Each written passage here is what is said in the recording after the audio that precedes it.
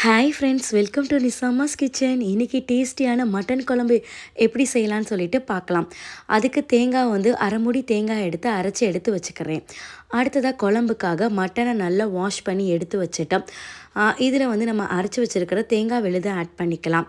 அடுத்ததாக கரம் மசாலா பொடி ஒரு 3 ஸ்பூன் ஆட் பண்ணிக்கலாம். இன்றைக்கி குழம்புக்கான காய் பார்த்திங்கன்னா உருளைக்கிழங்கு தான் சேர்க்க போகிறேன். 3 உருளைக்கிழங்கு இதை மாதிரி நீல வாக்கில் கட் பண்ணிவிட்டு சேர்த்துக்கலாம்.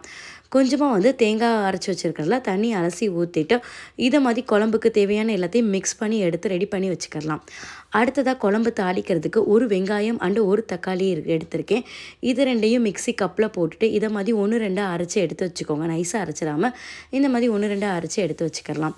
அடுத்ததாக பார்த்திங்கன்னா குக்கர் வந்து அடுப்பில் வச்சுட்டு தேவையான அளவுக்கு எண்ணெய் சேர்த்துட்டு இதில் வந்து வெங்காயம், தக்காளி, இஞ்சி பூண்டு பேஸ்ட் எல்லாத்தையும் சேர்த்து நல்லா வதக்கி விட்டுருங்க. இதோட பச்சை ஸ்மெல் வந்து நல்லா போனதுக்கப்புறம் இதில் மஞ்சத்தூள் அண்ட் மிளகாத்தூள் சேர்த்துட்டு மறுபடியும் நல்லா வதங்கிடுங்க. இந்த மாதிரி நல்லா வதங்குறப்ப பார்த்திங்கன்னா நம்ம எண்ணெய் பிரிஞ்சு வரணும். அந்த அளவுக்கு டீப்பாக நல்லா வதக்கி விட்டே இருக்கிறப்ப தான் நம்மளுக்கு வந்து குழம்போட டேஸ்ட் அண்டு கலர்ஃபுல் எல்லாமே சூப்பராக வந்து நம்மளுக்கு கிடைக்கும்.